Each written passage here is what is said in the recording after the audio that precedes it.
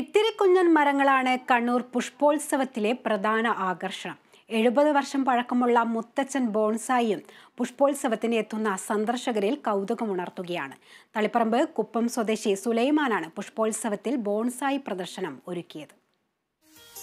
രൂപഭംഗി നഷ്ടപ്പെടാതെ വളർച്ച നിയന്ത്രിച്ച് ചട്ടികളിൽ നട്ടു പരിപാലിക്കുന്ന വിവിധ ഇനം ആൽമരങ്ങളാണ് ഇവിടെ പ്രദർശിപ്പിച്ചിട്ടുള്ളത്.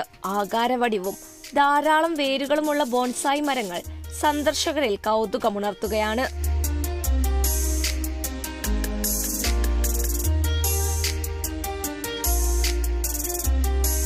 ബോൺസായി എന്ന പദം ജാപ്പനീസ് ഭാഷയിൽ നിന്ന് ഉത്ഭവിച്ചിട്ടുള്ളതാണ്. ബോൺ എന്നതിന് പരന്ന പാത്രമെന്നും ഷായി എന്നതിന് ചെടി അഥവാ വൃക്ഷമെന്നുമാണ് അർത്ഥം. ചൈനയിൽ ജന്മമെടുത്ത ജപ്പാനിൽ വളർന്ന ഈ ബോൺസായി പരിപാലനം ഇന്ത്യയിലും നമ്മുടെ കേരളത്തിലും വ്യാപനമായത് പെട്ടെന്നാണ്. ഇന്ന് കേരളത്തിൽ നടക്കുന്ന പല പുഷ്പഫല സസ്യ പ്രദർശനത്തിലും മുഖ്യ ആകർഷണം ബോൺസായി തന്നെ.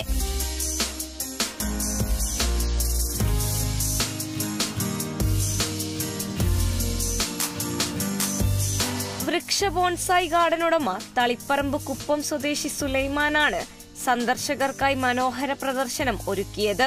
ബോൺസായി എന്നാൽ ചെറിയ പാത്രത്തിൽ വളരുന്ന സസ്യമെന്നാണ് അർത്ഥം. 2 ജാപ്പാനീസ് പദങ്ങളാണിവ.